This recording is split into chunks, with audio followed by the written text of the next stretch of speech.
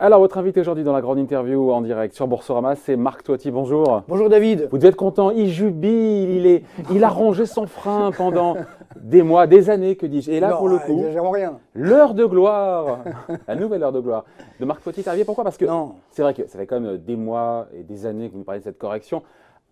Ça fait 2 ans, faut être honnête. Au bout d'un moment, quand on attend la pluie, elle arrive. Oui, non, mais disons que… La question, c'est de savoir si c'est une gouttelette ou si c'est pour le coup une grosse averse. Juste, on a eu un petit rebond juste après les mi-termes. Il y avait cette hypothèque qui était levée, puis les marchés qui semblaient se satisfaire de cette situation d'avoir finalement une Chambre des représentants sous couleur démocrate. Ça repart encore une fois à la baisse. Aujourd'hui, on tend vers les 5000 points sur le CAC 40.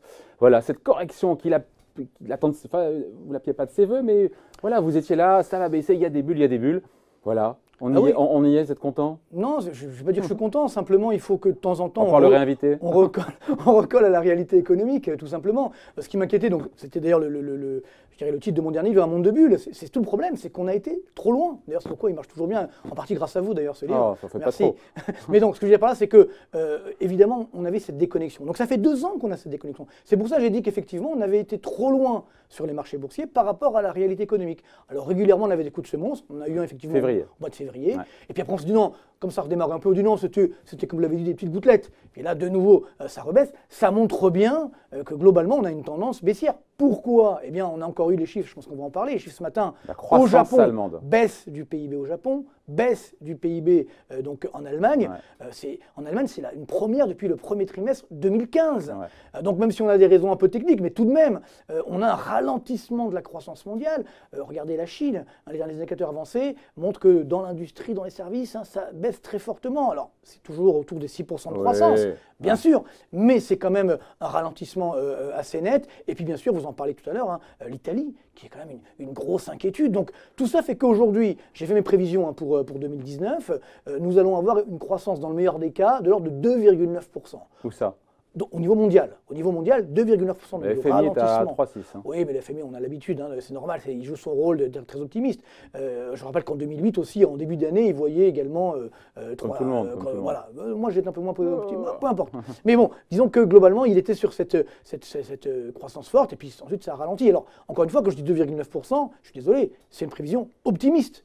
Parce que ça veut dire que ça n'explosera pas, que ce soit en Italie, dans la zone euro, ou aux États-Unis, ou en Chine. Le pire n'est pas certain non plus. C'est ce que je veux dire par là, c'est qu'aujourd'hui, je le redis encore aujourd'hui, parce qu'on a l'impression que je ne suis pas content, simplement, il est de bon ton que de temps en temps, les marchés reviennent vers la réalité économique. D'ailleurs, il y a beaucoup d'experts qu'on est sur ce plateau qui nous ont dit finalement, il n'y a plus tellement de raisons que ça aille plus bas, parce que voilà, les valorisations sur les indices sont retournées à leur moyenne un peu au-dessus de la moyenne historique, voilà. Et puis c'est vrai qu'il n'y a pas de contraction des profits, que je sache, voilà. L'inflation ne dérape pas, la croissance mondiale, elle se tasse, elle décélère, mais ça reste quand même plus que convenable.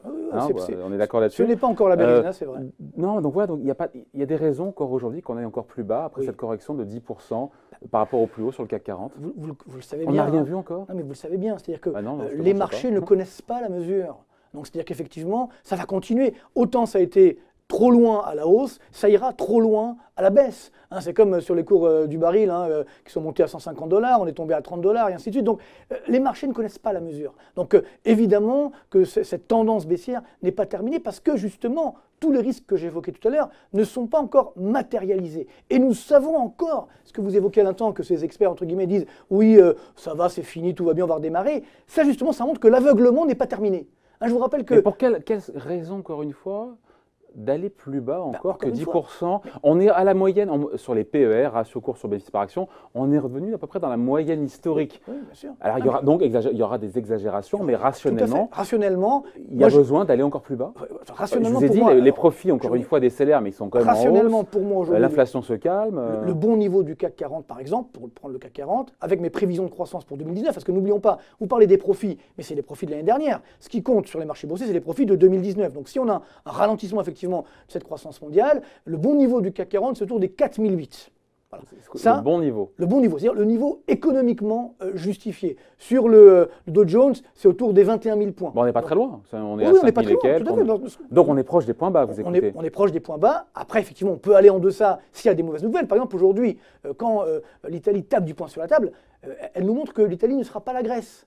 C'est-à-dire que la Grèce, rappelons-vous, quand Tsipras est arrivé, il a dit je vais tout casser, etc. Puis finalement, il a fait son Mélenchon. Il est rentré dans le rang. Puis finalement, il est rentré dans le rang, tout simplement, parce qu'il n'avait pas le choix. Mais à l'époque, on a soutenu la Grèce, parce que la Grèce, c'était beaucoup, 350 milliards d'euros de dette, mais c'était que 2,5% du PIB de la zone euro. Là, c'est 2000 milliards de dette. Là, on a 2300 milliards d'euros de dette avec l'Italie, et c'est 15,4% du PIB de la zone euro. Donc l'Italie, ce n'est pas le même morceau, entre guillemets. Et donc, c'est pourquoi aujourd'hui, les Italiens disent « too big to fail ». Moi, vous n'arriverez pas à me faire plier. Donc, il va y avoir un vrai danger. Et le danger a commencé aujourd'hui pour l'Italie aussi, puisque on l'a vu, les dernières indicateurs. Le danger, les marchés de taux sur le 10 ans italien, ça ne bouge pas aujourd'hui. Ah bon, on est à 3,50. Mais on y est déjà depuis plusieurs semaines. Oui, d'accord. Je veux dire, il y a un an, on était à 1,5. Non, mais il y a un an. Par rapport à il y a un mois, ça n'a pas bougé. Alors qu'il y a ce refus de se plier aux injonctions de la Commission européenne. C'est dommage, on aurait pu montrer un graphique très intéressant qui montre effectivement la corrélation entre les taux longs et la croissance italienne. Et donc, c'est assez incroyable. Donc, aujourd'hui, la hausse des taux longs, donc à 3,5%,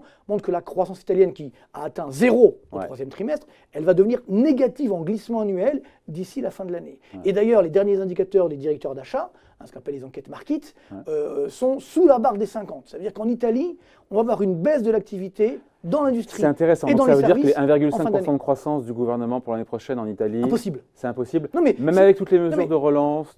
C'est là où ça ne fonctionne pas. C'est qu'effectivement, on part sur une situation où globalement, les taux d'intérêt à long terme ne montent pas trop. Donc, mais quand vous faites votre prévision de croissance avec des taux d'intérêt à 1,5 ou à 3,5%, ce n'est pas du tout la même chose. Donc ça peut enlever au moins un point de croissance. Donc de ce point de vue-là, c'est là où ça ne colle pas ce que dit le gouvernement italien. Je comprends qu'il ait envie de...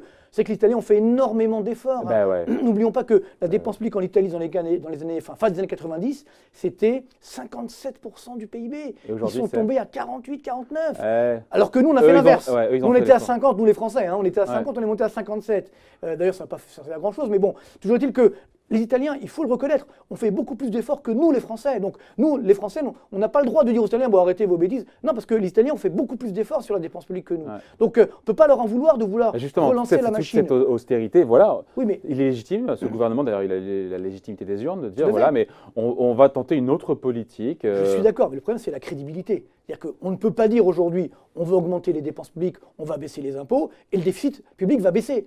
Techniquement, ce n'est pas possible. Même Trump n'a pas osé ça. Ce que je veux dire, il faut être sérieux. Par contre, Trump, effectivement, aux États-Unis, en baissant fortement les impôts, ça a marché. Parce que la croissance a redémarré, on était en fin de cycle. Ça a redonné un élan au cycle américain. Donc, ça a fonctionné. Mais attention, ce qui est vrai aux États-Unis n'est pas forcément vrai chez nous en Europe. Alors, à la rigueur, la bonne nouvelle, c'est que l'euro baisse un peu, donc ça va effectivement nous aider. Mais ne l'oublions pas, aujourd'hui, l'Allemagne, dont le PIB baisse, je vous rappelle que l'Allemagne, c'est 33% du PIB de la zone euro. Donc, quand votre locomotive, elle ralentit, inévitablement, tout le monde ralentit. Donc finalement, à vous écouter, sauf s'il y a de grosses mauvaises nouvelles à venir, on n'est pas très loin du point bas, sauf exagération. Donc on n'est pas rentré. Donc cette correction d'octobre, c'est pas le début d'un bear market à vous écouter, puisqu'on est proche d'un point bas. Alors voilà, justement, mais 4008, ce que je veux dire par là, c'est que 4008, ça sera un niveau, on va passer un petit peu en dessous, on va remonter un petit peu, etc. Mais ça sera un niveau qui va être durable. Je pense que sur 2019 aussi sera une année de croissance très faible sur les marchés boursiers, voire de légères baisses. Donc c'est ça où le bear market, c'est pas simplement ça baisse fortement, c'est qu'en fait on n'a pas de remontée. Et donc je pense beaucoup aux gérants aujourd'hui, j'en ai vu beaucoup dernièrement, qui ont raté la baisse de février, qui ont raté la baisse d'octobre. Donc les performances des fonds aujourd'hui sont assez catastrophiques. Donc évidemment, les investisseurs vont se dire, mais qu'est-ce qu'on fait? Est-ce qu'on va continuer comme ça? Donc il peut avoir une situation justement où on prend un petit peu de recul et avec une année 2019 qui sera également assez difficile. Donc même si on est proche des points bas, encore que, évidemment, il faut espérer qu'il n'y aura pas de clash, néanmoins, on restera sur un marché assez baissier sur 2019. Avec quand même quelques lueurs d'espoir, quand même, notamment sur le pétrole, on va en parler juste après avec un expert, mais Alors la correction sur le pétrole, ça fait baisser mécaniquement à court terme les indices parce qu'il y a la pondération forte des majeures pétrolières dans les indices, mais c'est un gros facteur de soutien pour l'économie mondiale, encore une fois. On ne peut que se réjouir d'avoir un pétrole qui a perdu 20 $ en un mois. Bien sûr, bien sûr. Alors, quand le baril baisse de 10%, ça ramène à peu près 0,4 points à la croissance mondiale. C'est bien. Et évidemment, la baisse du pétrole qu'on avait aujourd'hui était logique, puisque elle intègre... Ah, logique. Je l'évoquais ici même. Elle intégrait justement la baisse, effectivement, de la croissance. Donc, comme on a un ralentissement mondial, mécaniquement, on a cette baisse du pétrole. Mais attention, je pense que vous en parlerez tout à l'heure, il y a quand même le niveau d'équilibre du baril aujourd'hui, c'est plutôt 70-80.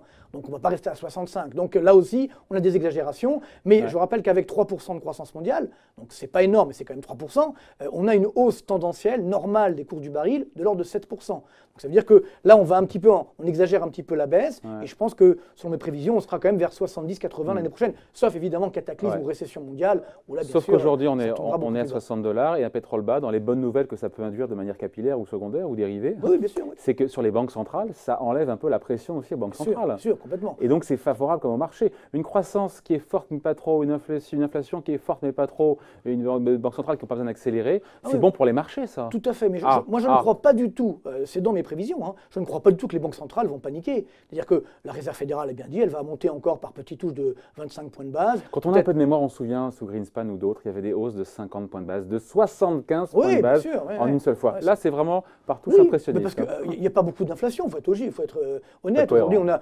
2,5, 2,6, c'est pas énorme. Je veux dire, quand on a 3,5 ou 4, là, d'accord, je veux bien comprendre. Aujourd'hui, 2,5, même pour moi, 3% d'inflation, c'est pas dramatique, pour peu qu'on ait de la croissance. S'il n'y a pas de croissance, là, effectivement, c'est un petit peu dommageable.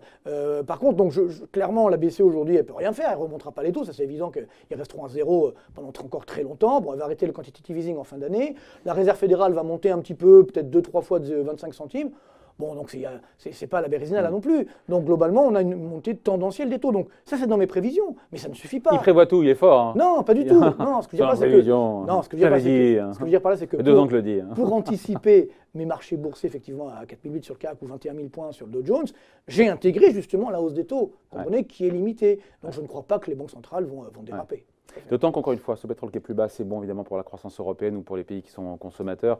C'est bon aussi la baisse de l'euro aussi. Pour la zone euro, c'est tout bon, c'est tout bénef. Quand on voit une croissance, encore une fois, nulle en Italie, qui a baissé au troisième trimestre en Allemagne, on se dit qu'en France, on s'en sort pas si mal. Mais cet accès de faiblesse, encore une fois, de l'euro, ça risque de pas durer parce qu'on se dit qu'au bout d'un moment, si on passe sous l'indice, Trump ou l'administration américaine va réagir.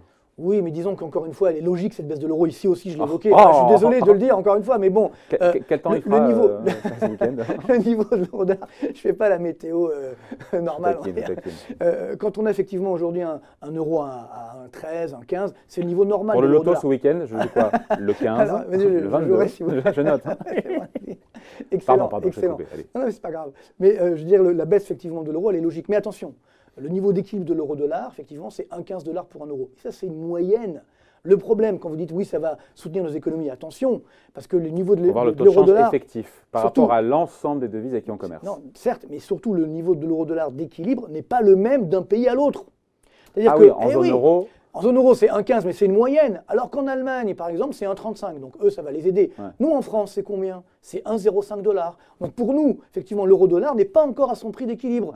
Pour les Italiens, c'est 0,95. Et pour les Grecs, c'est 0,70. C'est 0,0. Vous comprenez? Donc, ce que je veux dire par là, c'est que, attention, bien sûr que la baisse de l'euro va nous aider, mais ce n'est pas la panacée, ce n'est pas ça qui va nous permettre d'avoir une croissance très forte. Donc, moi, je réitère. Comment est-ce que vous faites votre calcul pour savoir qu'en France, le taux d'équilibre. Alors, il y a plusieurs calculs. Il y a la parité des. 1,05. Alors, il y a deux. Il y a la parité des pouvoirs d'achat qui est calculée effectivement par le FMI. Donc, c'est pas moi qui le fais. Et après, moi, j'ai un calcul. Donc, réexpliquons la parité de pouvoir d'achat. Ça veut dire, en fait, c'est le niveau de l'euro-dollar qui égalise les différences de pouvoir d'achat entre les États-Unis et la zone euro, ou la France et la zone euro. Donc, c'est ce qu'on appelle également un indice Big Mac, entre guillemets. Comme on parlait dans le Big Mac de McDonald's, donc désolé de faire de la pub, il y a la même composition, on voit quelle est la différence de prix, et on fait la différence, et là, on voit le niveau d'équilibre. Bon, bref, c'est un peu plus compliqué quand même, le parité de pouvoir d'achat, parce que c'est le FMI qui calcule, donc j'espère qu'ils font un peu plus que ça, mais bon.